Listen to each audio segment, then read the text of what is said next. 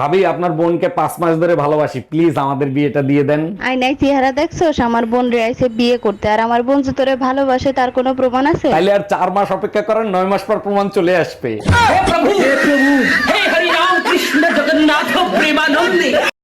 এই জানো, দুইটা জিনিস না পুরুষ মানুষ মরণের আগ পর্যন্ত ভোলে না। কোন দুইটা জিনিস বলো তো? একটা হলো স্বামীর পায়ে নিচে স্ত্রীর বেহেশত, ও হ্যাঁ, তুমি ঠিক বলছো। আরেকটা? আরেকটা হলো 4টা বিয়ে করা সুন্নত। আয় তোর জন্মের বিয়ে করাই।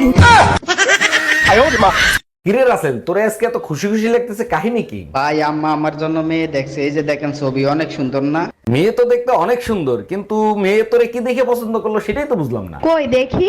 আরে গাধা, আম্মা কাল শাড়ি কিনে আনছে, এটা তো সেই শাড়ির গায়ে লাগানো ছবি।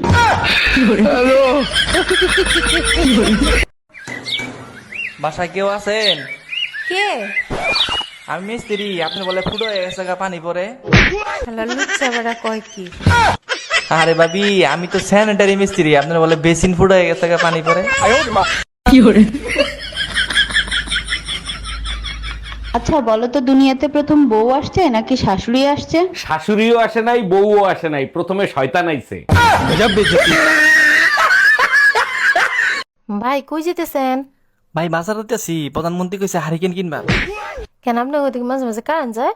আর বললেন না ভাবি, আপনাকে দেখি মাঝে মাঝে কারণ যায় না। না, আঙ্গ এদিকে মাঝে মাঝে যায় না।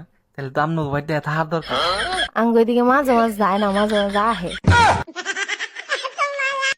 ছেলেরা হলো বিরতিহীন গাড়ির মতো, নন স্টপ চলতে থাকে। আর মেয়েরা হলো স্বপ্নের পদ্মা সেতুর মতো, চলার পথের জান্নাত। ঠিকই বলছো, তোমরা হলো পদ্মা সেতুর মতো, তোমাদের সব নাট বল্টু লুজ থাকে, যে কেউ খুলে নিয়ে যেতে পারে। এই কি বললা তুমি? আচ্ছা, কেন বারবার ফোন দিয়ে আমাকে বিরক্ত করতেছেন বলেন তো? ভাবি, আপনাকে আমি অনেক ভালোবাসি, আপনার সাথে আমি প্রেম করতে চাই। আরে ভাই, আর কতবার বলবো যে আমি বিবাহিতা? আরে ভাবি, আমি তো আপনাকে বিয়ে করব না, শুধু প্রেম করব। শুধু ফ্রি খাওয়ার ধান্দা?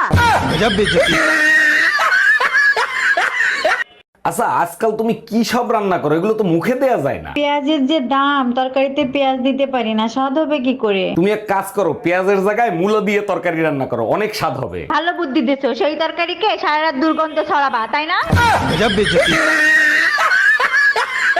কতবার বলছি আর একটা বিয়ে করি, এই যে তুমি এখন অসুস্থ হয়ে আছো, এখন এই তোমার সোনার সংসার কে সামলাবে? আর অল্প কয়টা দিন ধৈর্য ধরো, আমি একটু সুস্থ হয়ে পোদা দিয়ে শেষে তোর বিয়ে করার স্বাদ মেটাই দিব। हम इसका पति है, हमको सिर्फ फांसी का सजा चाहिए। আরে ভাবি, কি হয়েছে? মন খারাপ কেন?